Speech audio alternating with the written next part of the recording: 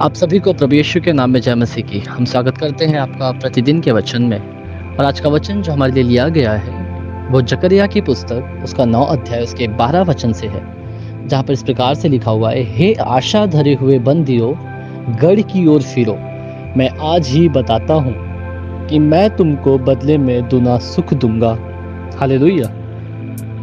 मेरे प्रियो, परमेश्वर का वचन आज जकरिया के जरिए उसके द्वारा लिखे गए के द्वारा आपके पास और मेरे पास आता है। मेरे प्रिय, जब आप जकरिया की पुस्तक को पढ़ते हो तो आप देखने पाते हो कि वो भविष्यवाणी की पुस्तक है कि किस प्रकार से जकरिया पवित्र आत्मा के जरिए भविष्यवाणियों को लिखता है। वो इज़राइल के लिए लिखता है जो कि गुलामी में पड़ी हुई है, जो कि बंधुआई में है।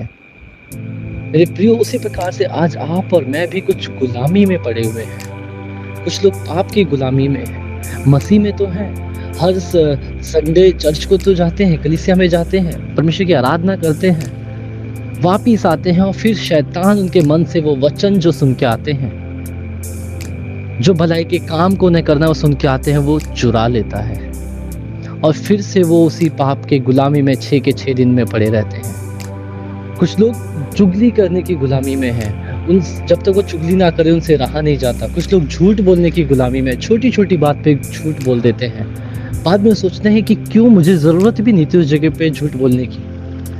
मेरे प्रियो, इसी प्रकार से कई सारी ऐसी गुलामियां हैं हमारे जीवन में।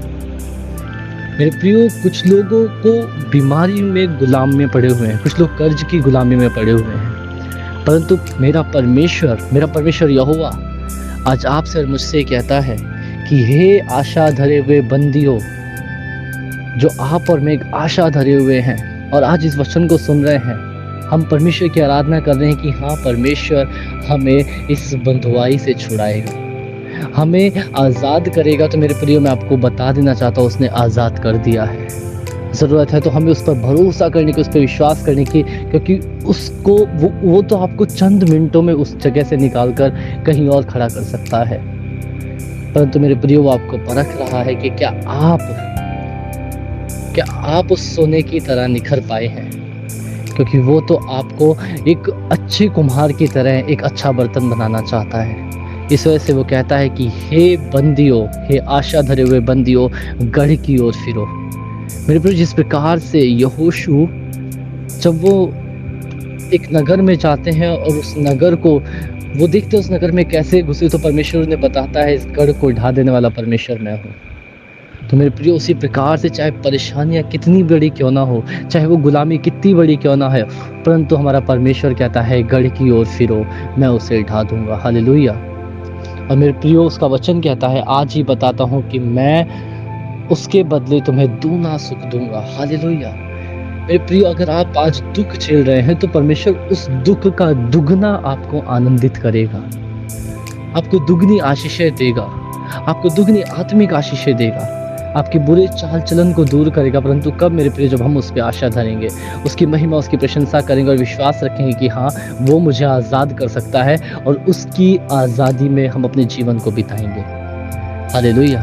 तो क्यों ना मेरे प्रियो, हम जिस प्रकार से वचन कहता है, हे आशा धरे हुए बंदियों, तो क्यों ना हम आशा धरते हुए उसके समीप जाएंगे और कहेंगे, प्रभु, मैं इन बंधनों में जकड़ा हुआ हूँ, मैं इन बातों में बंदी हूँ, मुझे आज तो छुड़ा दे, क्योंकि आज मैं तेरे समीप आता हूँ, तुझ पर भरोसा करता हूँ।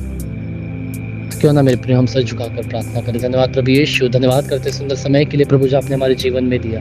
तू राजाओं का राजा, प्रभु का प्रभु है। मेरे प्रभु यीशु, मैं तेरे समीप आता हूँ प्रभु। जो लोग इस वचन को सुनते, पढ़ते, मनन करते हैं, उन्हें तेरे नाम से आशीषित करता हूँ प्रभु। जिस भी गुलामी, जिस भी बंदियों में पड़े हुए हैं, बंधन है पिता प्रभु, घर परिवार में पिता प्रभु यीशु, आप उन्हें छुड़ा के आज़ाद कर प्रभु, क्योंकि तेरा वचन कहता है, तू हमें आज़ाद करने वाला परमेश्वर है, तू हमें विजेता बनाने वाला परमेश्वर है। हालेलुया। धन्यवाद करते हैं पिता, उद्धार करता प्रभु यीशु के नाम से मांगता हूँ, आमीन। हालेलुया। आप सभी को प्रभु यीशु के नाम में जय मसीह की। आपका दिन शुभ हो।